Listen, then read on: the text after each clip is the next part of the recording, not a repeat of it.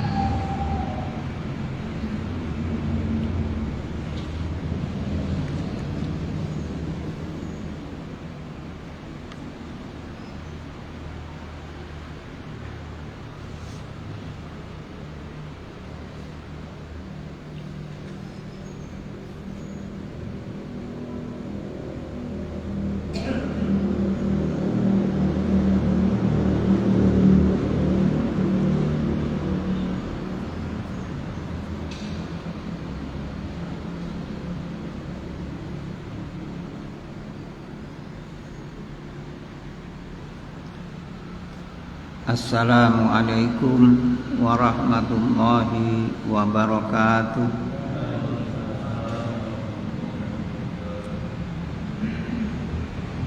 Bismillah walhamdulillah, tsumma salatu wassalamu ala sayyidina Muhammad ibn Abdillah wa ala alihi wa sahbihi wa man wala. Wala haula wala quwwata illa billah. Subhanaka la ilma lana illa ma 'allamtana innaka antal alimul hakim wa tub 'alaina innaka antat tawwabur rahim. Rabbi shrah li sadri wa yassir li amri wahlul 'uqdatan min lisani yafqahu qawli wahdi qalbi wasaddid lisani, amin. Alhamdulillah, segala puji dan syukur kehadirat Allah yang alhamdulillah dengan izinnya kita dipertemukan kembali oleh Allah di tempat yang mulia ini dalam keadaan sehat walafiat.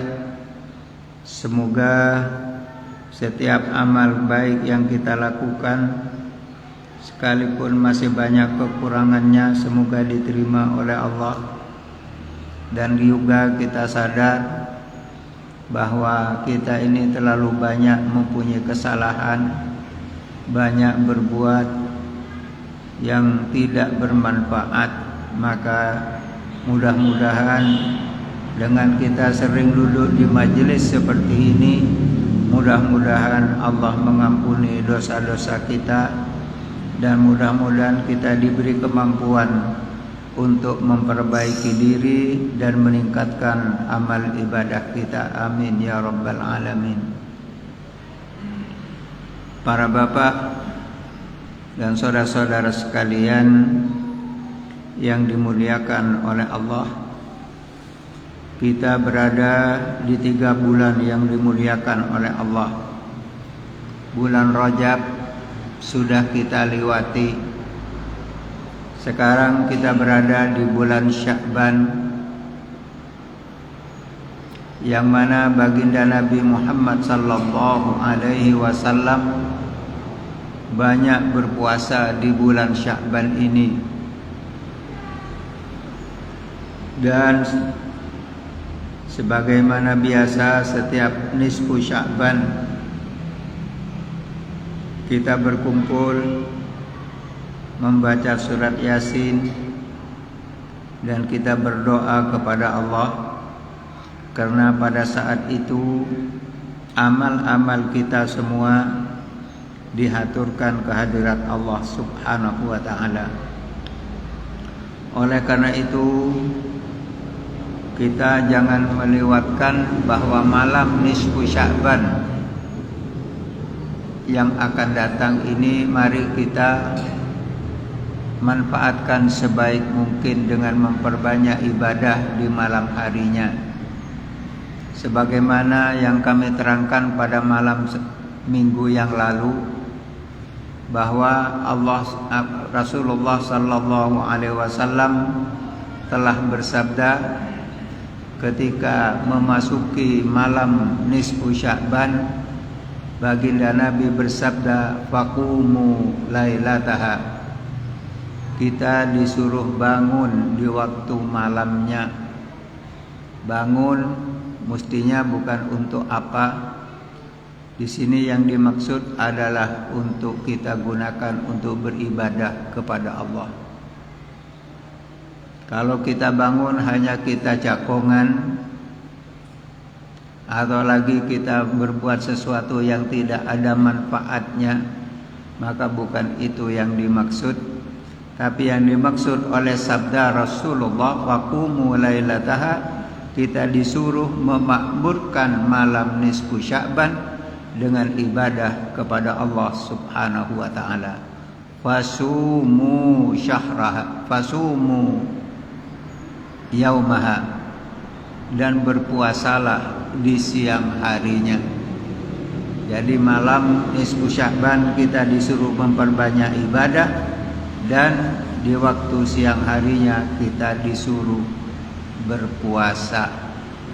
Sedangkan pada tanggal 16 dan selanjutnya kita dilarang berpuasa, kecuali bagi siapa saja yang telah biasa melakukan sholat upas puasa-puasa yang memang sudah dilakukan secara istiqamah.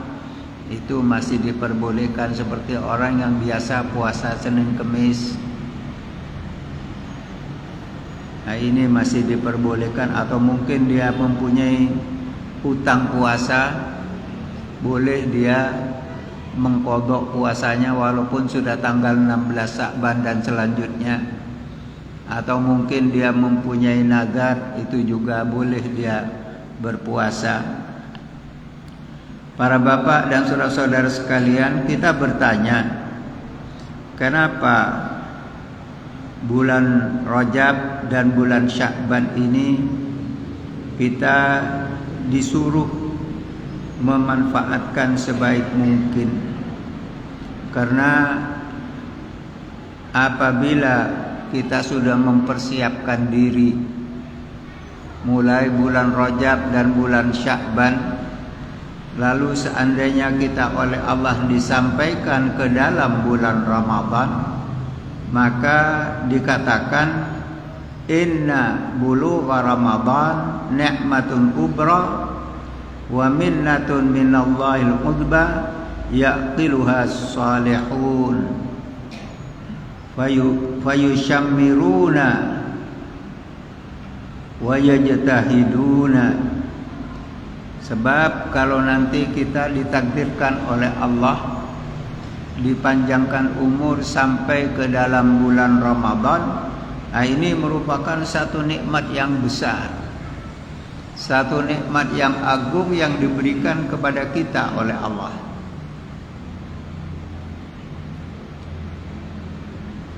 Dan orang-orang yang saleh itu sangat mengharap untuk disampaikan ke dalam bulan Ramadan oleh Allah, dan mereka jauh sebelumnya sudah mempersiapkan diri, dan mereka sangat senang ketika diberi panjang umur sampai ke dalam bulan Ramadan.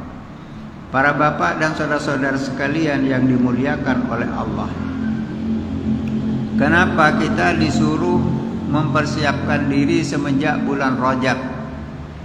Ini kita bisa pahami bahwa kalau mobil itu berapa tahun sekali diadakan turun mesin, diperbaiki baik bodinya maupun mesinnya, supaya nanti berikutnya apabila dipakai tidak tersendat-sendat dan tidak mogok di jalan.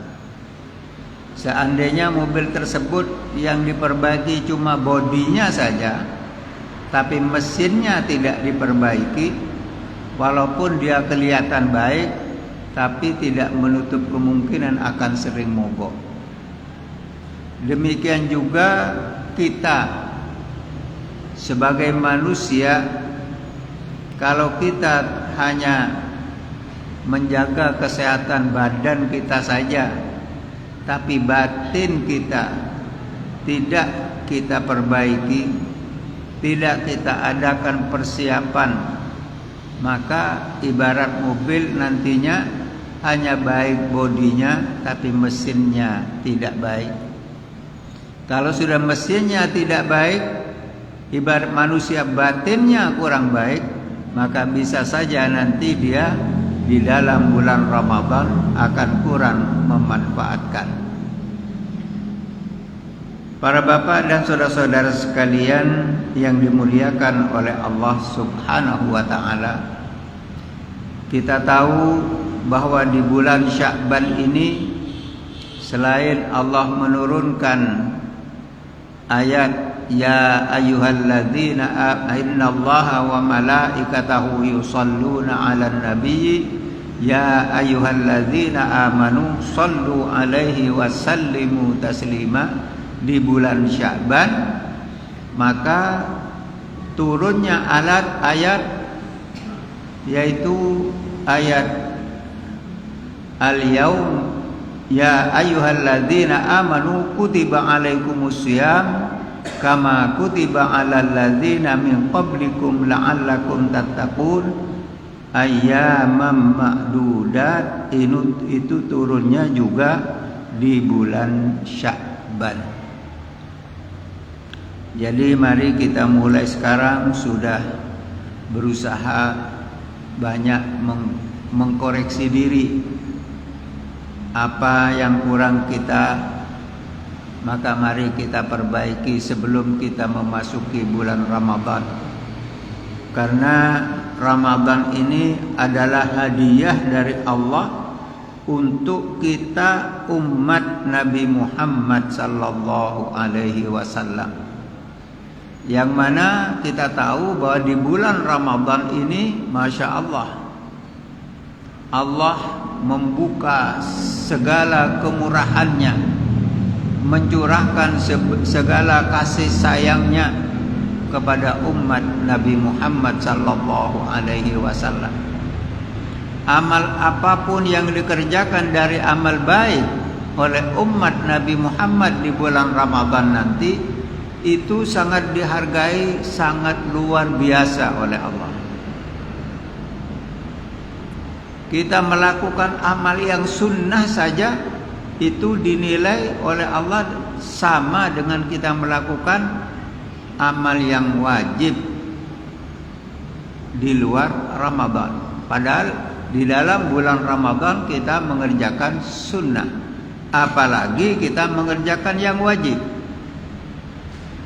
Dan amal yang paling dicintai oleh Allah ialah kita melaksanakan apa yang diperintahkan oleh Allah Subhanahu wa ta'ala.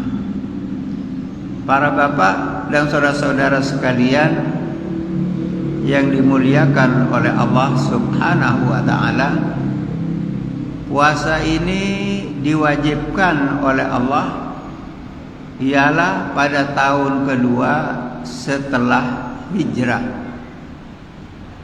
Jadi diwajibkannya puasa ini di Madinah, dan Nabi Muhammad sallallahu alaihi wasallam menangi bulan Ramadan ini sebanyak 9 kali. Berarti menangi Ramadan selama 9 tahun. 9 kali memasuki bulan Ramadan, yang 8 itu hanya 29 hari, sedangkan yang 1 Ramadan itu yang tamam sempurna 30 hari. Para bapak dan saudara-saudara sekalian yang dimuliakan oleh Allah, kewajiban berpuasa ini oleh Allah diperintahkan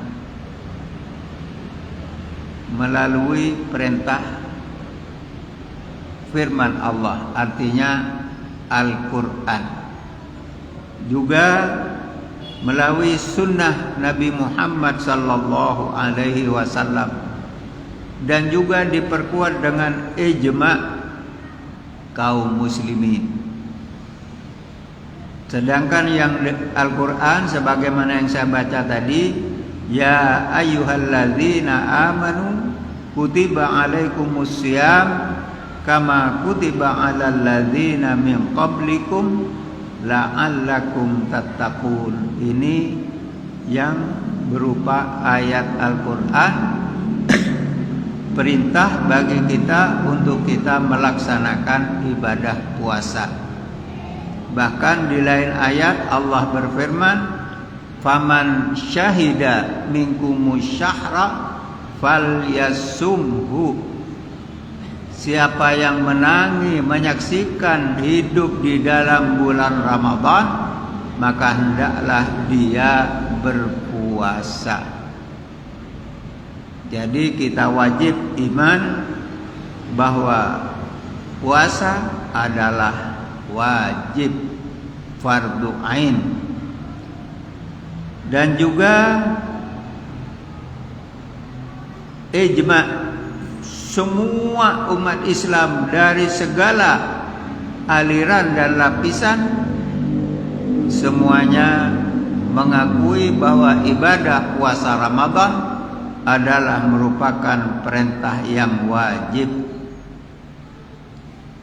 Bagaimana kalau ada orang mengingkari, mengatakan tidak wajib Ramadan, tidak diwajibkan oleh Allah, hukumnya kafir. Jadi dari pentingnya ibadah puasa itu, siapa orang yang mengingkari kewajiban puasa, maka dia dihukumi kafir. Para bapak dan saudara-saudara sekalian yang dimuliakan oleh Allah, di dalam bulan Ramadan yang akan datang ini, mari kita benar-benar mempersiapkan diri. Ketika masuk tanggal 1, malam tanggal 1 Ramadan, ini harus kita manfaatkan sebaik mungkin. Sebab di malam tanggal 1 Ramadan itu Allah memandang kepada hambanya dengan nadhari rahmatin. Siapa orang yang dipandang oleh Allah dengan pandangan rahmatnya, maka dia akan menjadi orang yang berbahagia dunia dan akhiratnya. Semoga kita mendapatkannya. Oleh karena itu, mari kita mempersiapkan diri, mempunyai satu niatan mulai sekarang, berusaha memperbanyak istighfar, memperbanyak sholawat, dan berusaha berpuasa.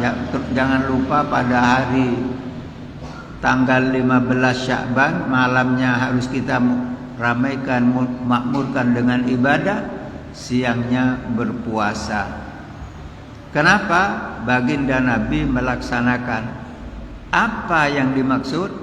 Baginda Nabi ketika ditanya, beliau mengatakan, karena tanggal 15 atau nisfu Sya'ban itu amal setiap hamba dihaturkan kehadirat Allah. Kata Rasulullah, saya ingin ketika amalku dinaikkan, aku ingin dalam keadaan berpuasa.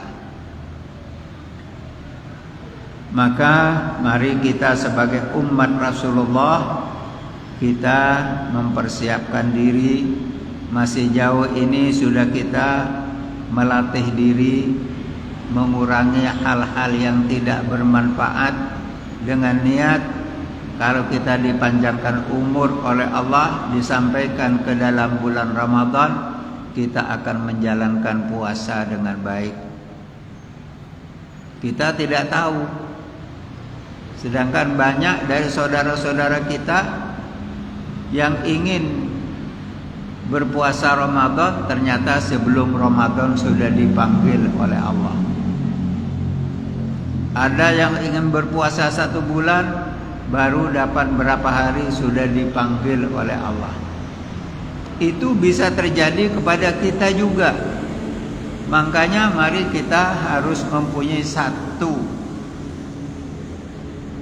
prasangka, jangan-jangan tahun ini adalah tahun terakhir yang ditakdirkan oleh Allah kita menangi di dalamnya. Kita tidak tahu umur di tangan Allah. Memang kita ingin hidup panjang umur, setiap saat kita minta, tetapi yang menentukan kapan kita kembali bukan kita, tapi Allah Subhanahu wa ta'ala. Waktunya juga yang menentukan Allah, kapan kita tidak tahu. Karena tidak tahu itulah, maka kita harus menjadi orang yang akyas, yang cerdas. Bagaimana? Kita selalu mempersiapkan diri, takut kalau sewaktu-waktu kita dipanggil oleh Allah Subhanahu wa ta'ala. Lain orang yang dipanggil oleh Allah dalam keadaan mempunyai persiapan dan tidak. Sama dengan orang mau bertanding. Kalau sebelumnya dia sudah latihan dengan baik, saat bertanding dia akan mampu melaksanakan dengan baik. Kalau tidak, maka dia akan kedodoran. Kita juga begitu. Mari kita niatkan tahun ini kita akan benar-benar memanfaatkan hari demi hari dari bulan Ramadan. Kita akan laksanakan puasa dengan baik. Tidak sekedar kita tidak makan, tidak minum, tidak berkumpul dengan keluarga di siang hari, tapi juga hati, pikiran, mata, dan mulut kita, tangan dan kaki kita puasa, tidak melakukan hal-hal yang dilarang oleh Allah Subhanahu wa ta'ala. Ini harus kita latih mulai sekarang. Dan di dalam berpuasa jangan hanya sekedar kita tambah akhir dari Ramadan, kita harus tingkatkan ibadah kita. Sekarang biasanya tahun-tahun yang lalu ini yang terjadi sebalik, baiknya di masyarakat. Kalau malam pertama sampai seminggu, Masya Allah, tidak ada yang tidak ke musola, tidak ada yang tidak ke masjid. Tapi begitu minggu kedua, sudah banyak yang biasanya kelihatan ada, sudah nggak ada, tidak tahu kemana. Minggu ketiga sudah lebih kurang lagi. Minggu keempat, sofnya baik di masjid atau di musola sudah mulai kurang berapa sof, sudah maju ke depan. Ketika minggu terakhir, sudah tinggal ibarat orang meres santan itu tinggal patinya saja. Mudah-mudahan kita mampu menjaga ibadah puasa kita, mengisi dengan ibadah tarawih, tadarus dan lain sebagainya itu dengan baik mulai awal sampai akhir. Para bapak dan saudara-saudara sekalian yang dimuliakan oleh Allah, kita di bulan Ramadan banyak melakukan tadarus, juga sholat tarawih. Sholat tarawih dilaksanakan secara berjamaah di masjid atau di musola. Sholat tarawih ini yang pertama mengkoordinir adalah Sayyidina Umar ibn al-Khattab. Kalau sebelumnya tidak ada sholat tarawih berjamaah. Jadi adanya di zaman Sayyidina Umar ibn al-Khattab. Ketika beliau dengan Ka'ab datang ke masjid, dilihat banyak orang yang sedang bersolat, banyak yang sudah pulang, banyak yang tengah-tengah sholat, banyak yang baru datang. Jadi di masjid itu ada yang pulang, ada yang datang, ada yang beribadah, terus begitu. Akhirnya Sayyidina Umar mempunyai pemikiran, ini seandainya dikoordinir secara bersamaan maka akan lebih baik. Akhirnya oleh Sayyidina Umar itu dijelaskan di para sahabat, barulah diadakan sholat tarawih berjamaah. Setelah kelihatan rapi bersama umat Islam sholat tarawih, apa kata Sayyidina Umar? Inilah sebaik-baik bid'ah. Kenapa dikatakan bid'ah? Karena di zaman Nabi tidak ada. Jadi tidak semua barang yang tidak ada di zaman Nabi itu bid'ah dhalalah. Sayyidina Umar mengatakan inilah sebaik-baik bid'ah. Jadi bid'ah ini kalau kita pelajari ada 5. Ada bid'ah wajib, ada bid'ah sunnah, ada bid'ah makruh, ada bid'ah haram, ada bid'ah mubah. Jadi bid'ah itu tidak hanya satu bid'ah lalu diartikan kullu bid'atin dhalalah, tidak. Yang bagaimana kalau dikatakan oleh Rasulullah kullu bid'atin dhalalah, itu di bidang akidah. Kalau akidahnya sudah melenceng, menyimpang, itu pasti dolalahnya. Kalau sekarang bisa diartikan adalah aliran sesat.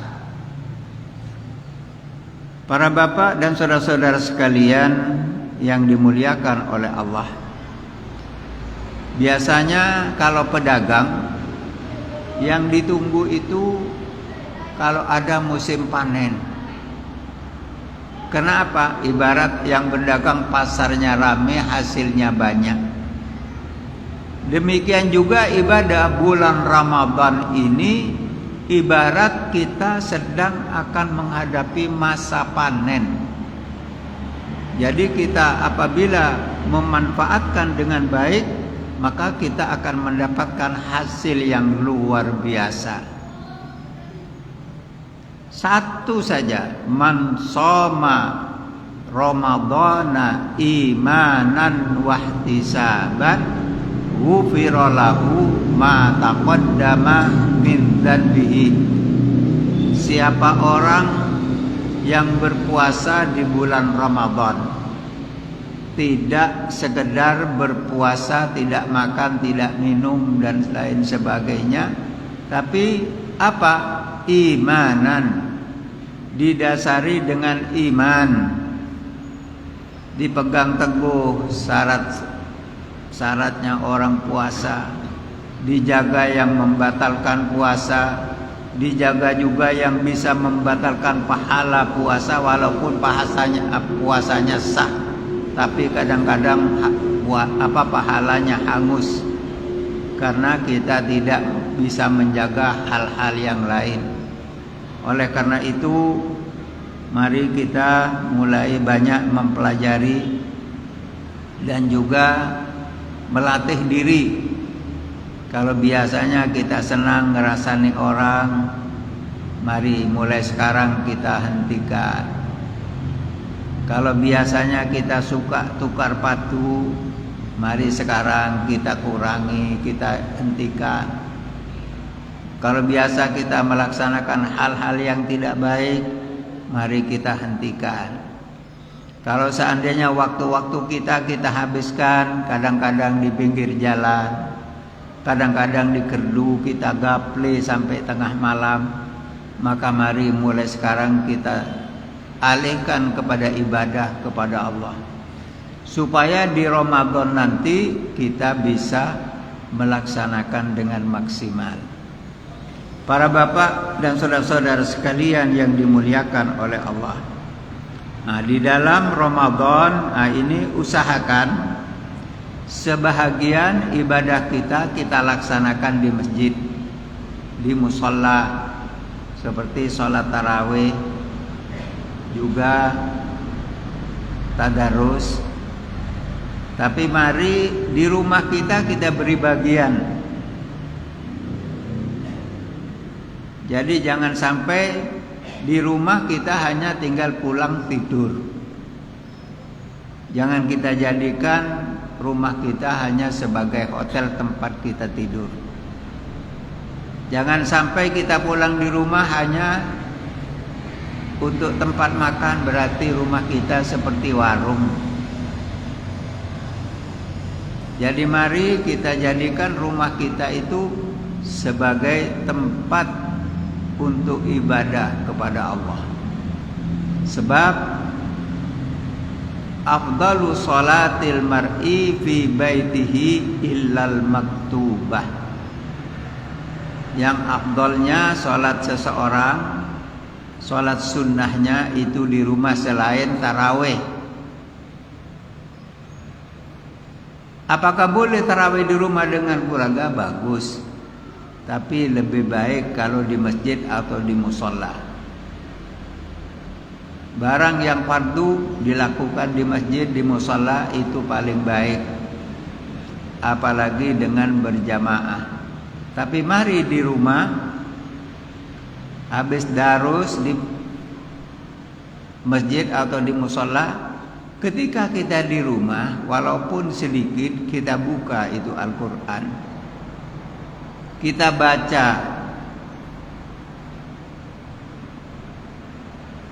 Begitu juga sholat sunnahnya.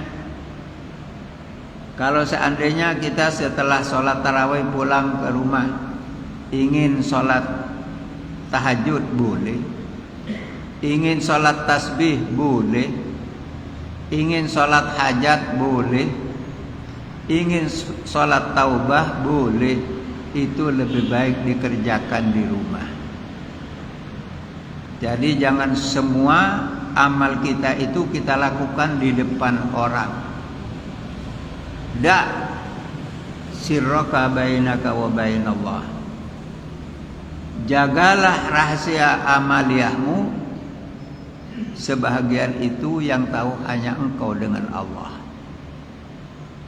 Jadi ada amal kita yang kita lakukan dengan terang-terangan, seperti tarawih, tadarus, sholat berjamaah dan lain sebagainya. Tapi harus ada juga sebahagian dari ibadah kita seperti wirid, baca Al-Quran, atau kita baca hal yang lain. Nah, ini harus ada sebahagian yang kita rahasiakan, yang tahu hanya kita dengan Allah.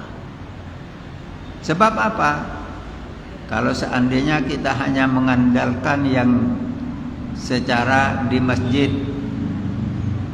yang pakai loudspeaker, ini maaf, bukan semuanya, tapi kadang-kadang semua manusia ada perasaan di hati, mungkin ada kurang ikhlas. Nah, kita baca di rumah itu sebagai gantinya. Jadi harus di rumah kita kasih bagian, di masjid juga jangan kita kurangi. Sebab masjid juga perlu kita makmurkan dengan ibadah.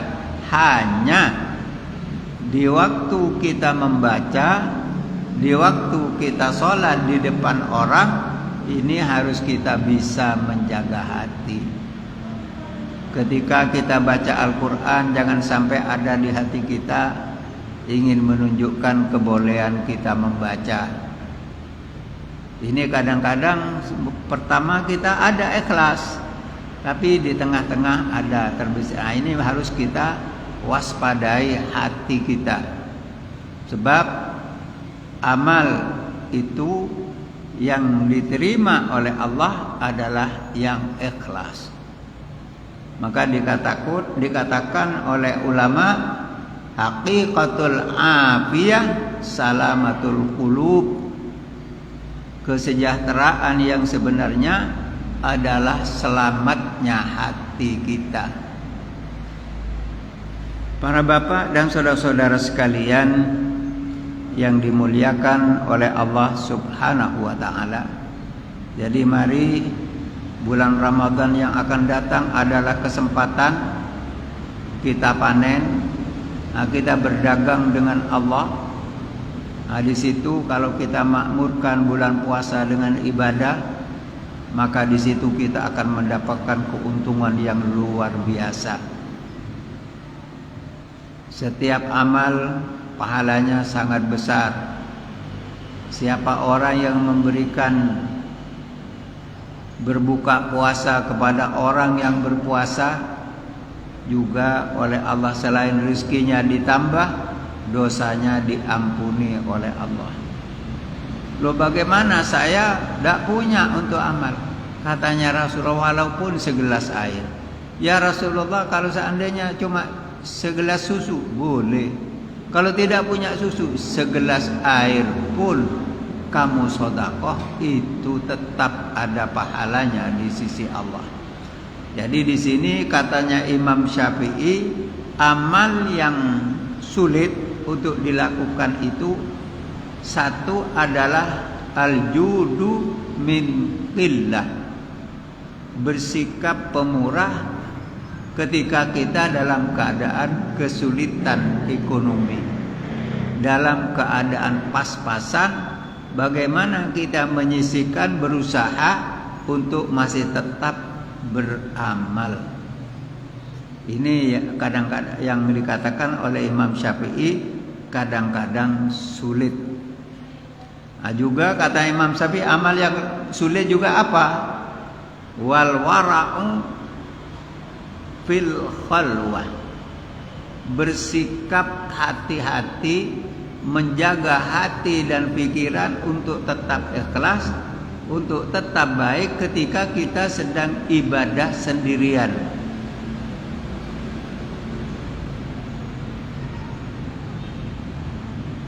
Pedomannya bagaimana? Ketika kita beribadah di depan orang, jangan lebih baik dari ketika kita beribadah sendirian. Kalau ketika di depan orang ibadah kita perbaiki dengan baik, sedangkan ketika sendirian tidak ada yang lihat, kita sembarangan, ini alamat tidak ada ikhlas. Usahakan ketika kita beribadah sendirian, disitulah kita perbaiki benar-benar ibadah kita. Kita jaga hati dan pikiran kita dengan baik. Para bapak dan saudara-saudara sekalian yang dimuliakan oleh Allah Subhanahu wa ta'ala, seandainya kita pada bulan Ramadan yang akan datang, kalau diberi panjang umur oleh Allah, kalau tidak kita bisa memanfaatkan atau kita tidak mau memanfaatkan, kapan lagi? Kalau di saat yang sudah Allah tuangkan rahmah, maghfirah dan segala kasih sayangnya, kita biarkan berlalu begitu saja, maka kapan lagi kita? Dan jangan sampai ada di antara kita atau keluarga kita yang di waktu puasa Ramadan ini keluar di muka orang dengan sengaja, kadang-kadang juga membusungkan dada, rokokan dan lain sebagainya. Kalau diperingatkan, lah pokok ngurusi wong. Nah, ini tidak boleh kita bersikap demikian.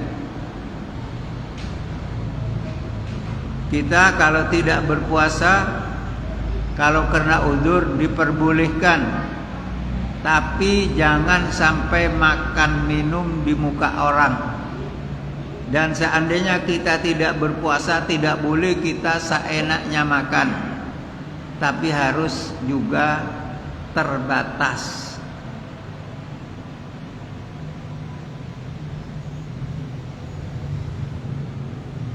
Kalau seandainya tidak ada udzur, terus kita entah karena apa dengan sengaja tahu kalau itu wajib, tapi kita tidak mau, ini dosanya sangat besar. Hati-hati. Jadi kalau masa lalu ada kita demikian, mari kita taubat.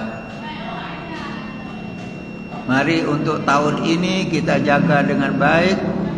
Mudah-mudahan apa kesalahan kita masa yang lalu, mudah-mudahan Allah ampuni mulai sekarang sampai dengan Ramadan yang akan datang. Mari kita niat dengan tekad setiap saat dari hari demi hari perjalanan Sya'ban sampai dengan Ramadan, kita di hati niat kita kalau dipanjangkan umur oleh Allah, kita akan melaksanakan ibadah puasa dengan baik. Bahkan dikatakan oleh Imam Malik, nanti di malam Ramadan itu kita oleh ulama disuruh sedikit bertaglid kepada Imam Malik. Bagaimana? Di malam pertama Ramadan kita niat mau berpuasa sebulan penuh. Tapi tidak cukup hanya itu.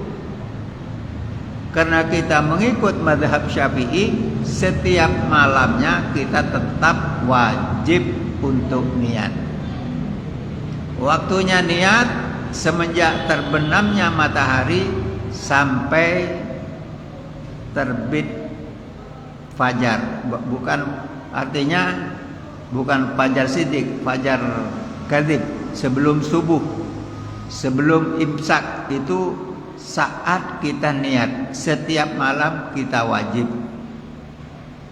Nah, manfaat di malam pertama kita niat mau berpuasa sebulan penuh, seandainya terjadi kita lupa, ada dari malam-malam puasa itu kita lupa tidak niat, berkat kita niat akan berpuasa sebulan penuh, maka walaupun seandainya kita lupa tidak niat, puasa kita tetap sah.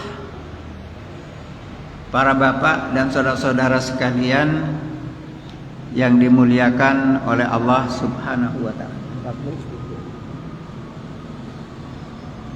insyaallah untuk masalah puasa mari kita pelajari selanjutnya insyaallah pada malam minggu yang akan datang.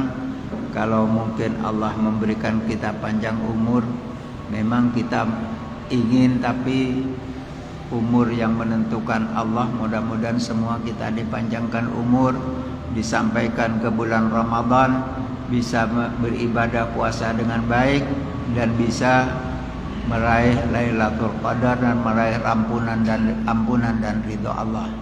Saya kira cukup sekian. Saya akhiri wabillahi taufik wal hidayah wal ridha wal inayah.